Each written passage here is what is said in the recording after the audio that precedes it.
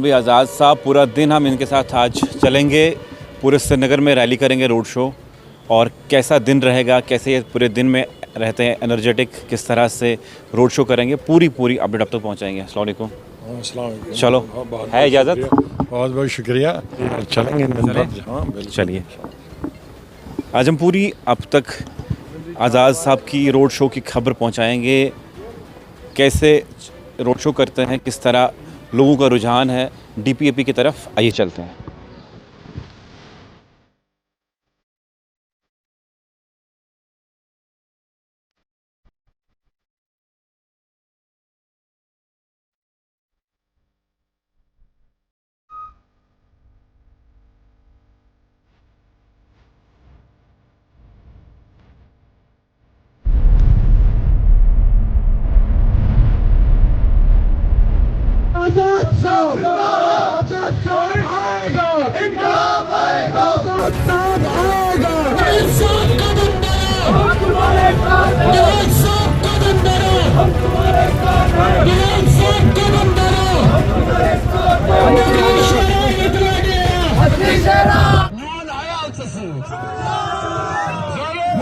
पोटा नहीं चलेगा, नहीं चलेगा, नहीं चलेगा। बीजेपी नहीं चलेगी, नहीं चलेगी, नहीं चलेगी। दादा पोटा नहीं चलेगा, नहीं चलेगा, नहीं चलेगा। दादा पोटा नहीं चलेगा, नहीं चलेगा, नहीं चलेगा। महबूबा की टाफी नहीं चलेगी, नहीं चलेगी, नहीं चलेगी। महबूब आजाद जमाएगा, आजाद जमाएगा।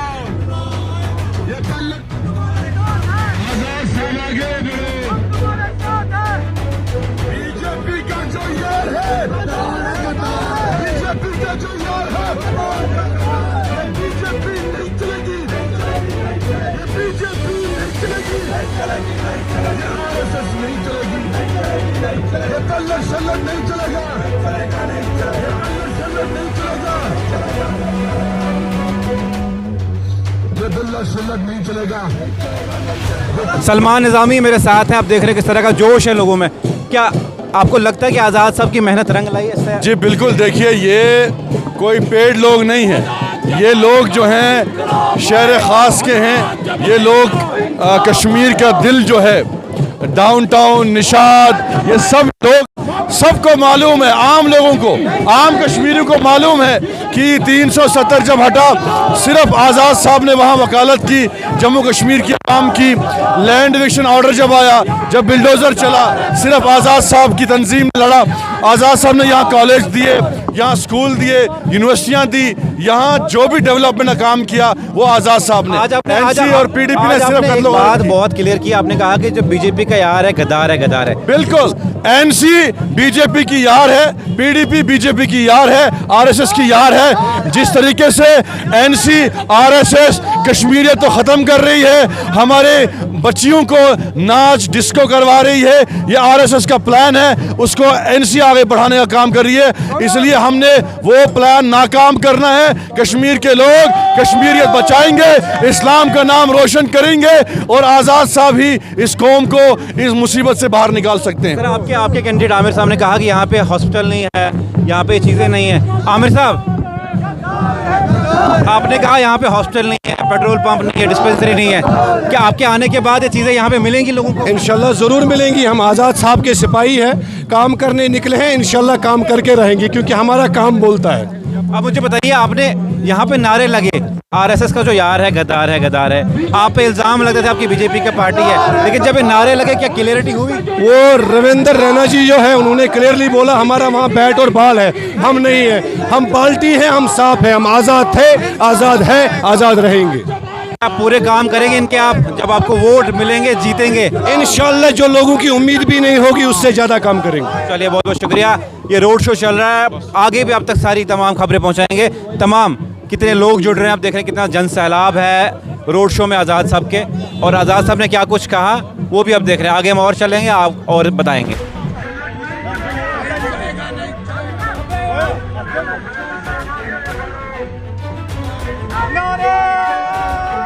नहीं चलेगा, बैलेट नहीं चलेगा, नहीं चलेगा, नहीं चलेगा। ये बैलेट शलेट नहीं चलेगा, नहीं चलेगा, नहीं चलेगा। ये टॉफी शाफी नहीं चलेगी, नहीं चलेगी, नहीं चलेगी। अरे आरएसएस नहीं चलेगी, नहीं चलेगी, नहीं चलेगी। बीजेपी का जो यार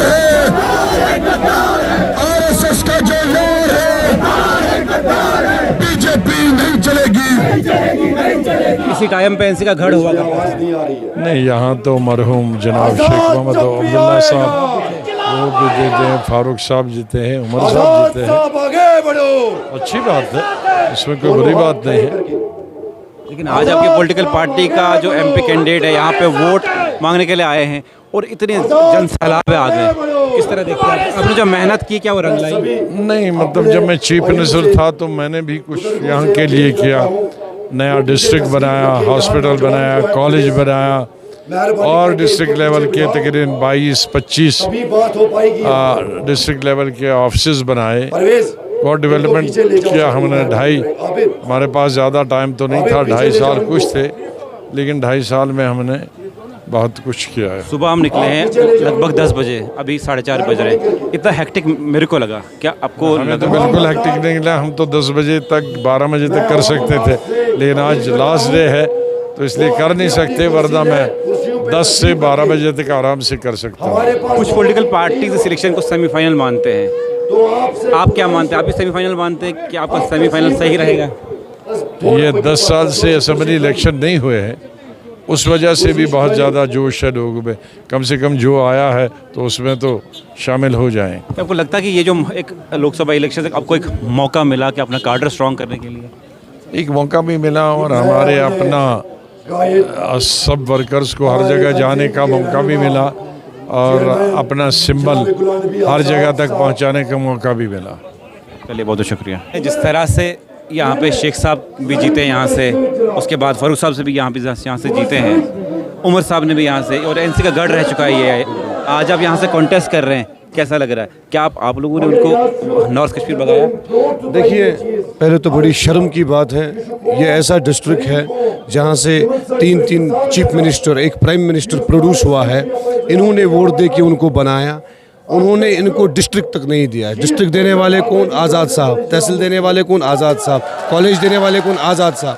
बड़ी शर्म की बात है, मगर अब वक्त आ चुका है कि लोगों को समझ आया कि हमें किसको चूज़ करना है। So I am sure people are going to choose wisely this time. क्या आप डीपीएपी में आज है, अगर आप एनसी में होते क्या ऐसा मौका आपको मिलता? देखिए, एनसी में तो पहले तो मैं सियासत ही नहीं करता, वो सबसे पहली बात नहीं करता। इट इज़ गुलाम नबी आज़ाद और उनकी ज़ात है जिनसे मैं सियासत सीखना चाहता हूँ और मैं सीख रहा हूँ। अल्हम्दुलिल्लाह, बहुत खुशी की बात है। आपके सामने रिज़ल्ट है गुलाम नबी आज़ाद साहब। क्योंकि उन्होंने एक नौजवान को उठाया जिसका कोई सियासी बैकग्राउंड नहीं है, किसी भी सियासी पार्टी से उसका कोई नहीं है, और आप कहिए रोड से उठाया और लोकसभा कैंडिडेट बनाया, क्योंकि लोगों के साथ जुड़ा है, लोगों के काम करता है। इसलिए Ghulam Nabi Azad, no one else. बहुत शुक्रिया। नहीं चलेगी, ये बुल्लट शुल्लट नहीं चलेगा, ये बुल्लट शुल्लट नहीं चलेगा, ये बुल्लट शुल्लट नहीं चलेगा। आजाद जब आएगा। इतने हिंदुस्तान में लड़के और लड़कियां पढ़ी नहीं है जितनी यहाँ है, लेकिन सब के सब बेकार।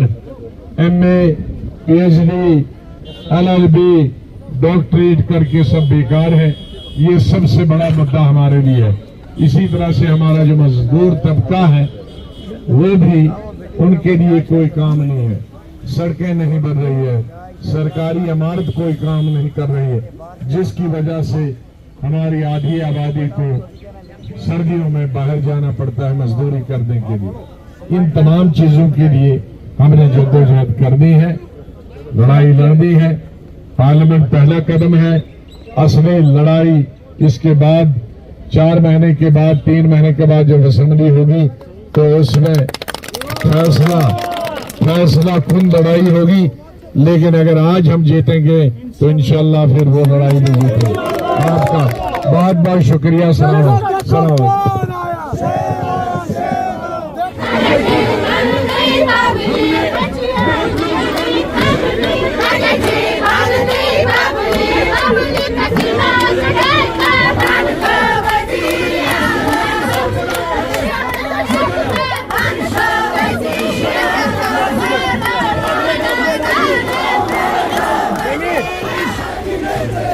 उमर का पलक नहीं चलेगा, उमर का हमारा एमपी कैसा है?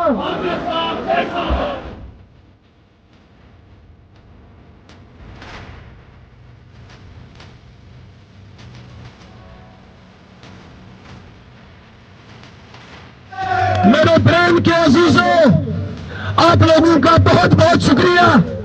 आज आपने ये मोहब्बत दिखा के आजाद साहब का दिल जीत लिया।